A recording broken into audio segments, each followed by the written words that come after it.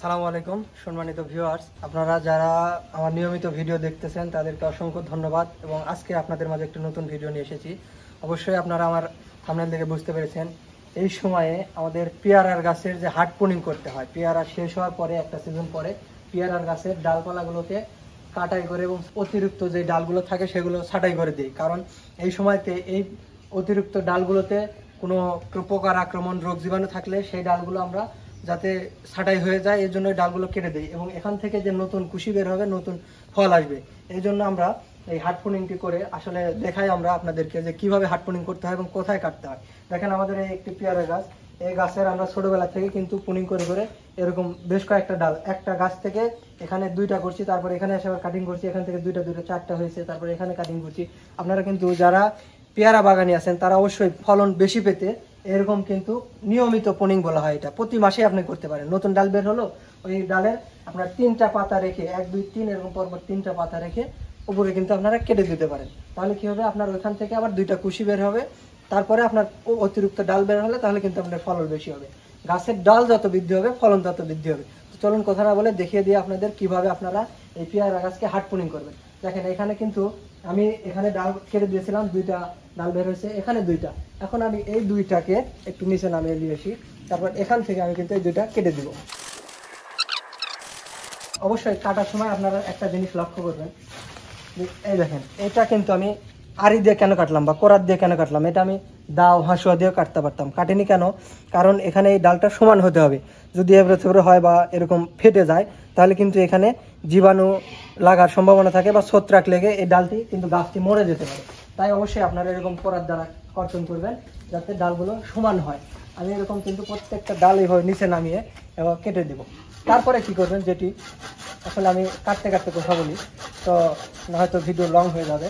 যখন সবগুলো ডাল একদম কাটা হয়ে যাবে তারপরে আপনাদেরকে হচ্ছে কিছু হলুদ আপনারা একটা বাটিতে নিয়ে সেটাকে একটু পানি দিয়ে মিশিয়ে তারপরে কিন্তু এই ডালের মাথায় লাগিয়ে দিবেন সুন্দর করে। পেস্টগুলো হলুদের পেস্ট যেটা আমরা বলি, এটা হচ্ছে ছত্রাক যাতে গাছে আক্রমণ না করতে পারে, এই জন্য আপনারা এই হলুদের মিক্সারটা লাগিয়ে দিবেন। তাহলে কিন্তু আপনাদের এখান থেকে নতুন করে করে একটা করে হচ্ছে 2টা করে কুশি বের হবে, নতুন করে ডাল বের হবে।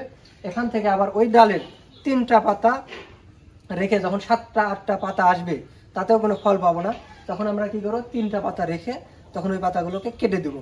তখন ওখান থেকে আবার নতুন ডাল বের হবে, তার পরবর্তীতে আমরা ফল আসবে, ওই ফলটা নিলে ফলটাও বড় হবে এবং গাছের সঠিক বৃদ্ধি হবে, ফলে কোনো পোকামাকড়, রোগ জীবাণুর আক্রমণ থাকবে না। কারণ আমরা পুরাতন ডাল যেগুলো দেখতে পাচ্ছেন এখানে, এই পুরাতন ডালে পোকার আক্রমণ হয়েছে, তারপরে বিভিন্ন ছত্রাকের আক্রমণ হয়েছে, ব্যাকটেরিয়ার আক্রমণ হয়েছে, যার কারণে পাতাগুলো কিন্তু মরে গেছে বা একটা আমার রোগ জীবাণু যুক্ত।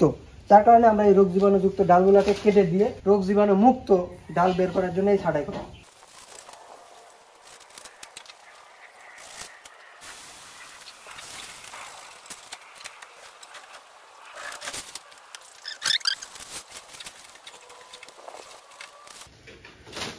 সম্মানিত ভিউয়ার্স, ডাল কাটা শেষ করে এ পর্যায়ে আসলাম হচ্ছে হলুদ নিতে। আপনাদের পরিমাণ মতো যতটুকু লাগে আমরা একটু বেশি করে নিচ্ছি যাতে আবার কষ্ট না করা লাগে।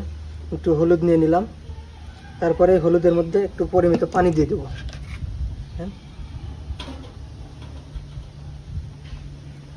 এমন একটা পেস্ট তৈরি হবে, এটা যেন না হয় পানি বেশি অথবা পানি কম, এরকম একটা পেস্ট তৈরি করতে হবে।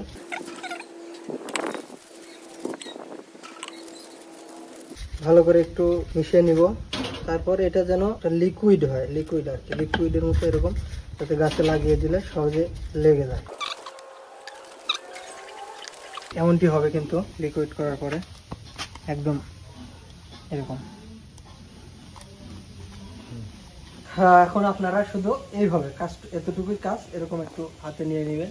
তারপরে এটা এই মাথায় যেখানে কেটেছেন ডালগুলো, এই মাথায় কিন্তু লাগিয়ে দিবেন। প্রত্যেকটা ডালে যেখানে যেখানে কাটা হয়েছে প্রত্যেকটা ডালে এরকম হলুদের পেস্ট লাগিয়ে দিবেন, প্রত্যেকটা ডালে।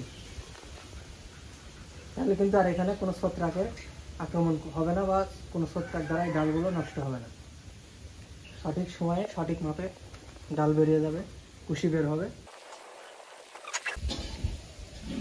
এরকম প্রত্যেকটা ডালে দেবেন, কোনো ডাল যেন ফাঁকা না থাকে, তাহলে কিন্তু সেখানে ছত্রাক লাগতে পারে।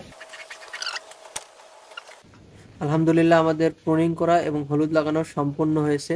দেখা হবে পরবর্তী কোনো ভিডিওতে। সে পর্যন্ত সবাই ভালো থাকবেন, সুস্থ থাকবেন, আর আমার চ্যানেলটি সাবস্ক্রাইব করবেন। ধন্যবাদ সবাইকে।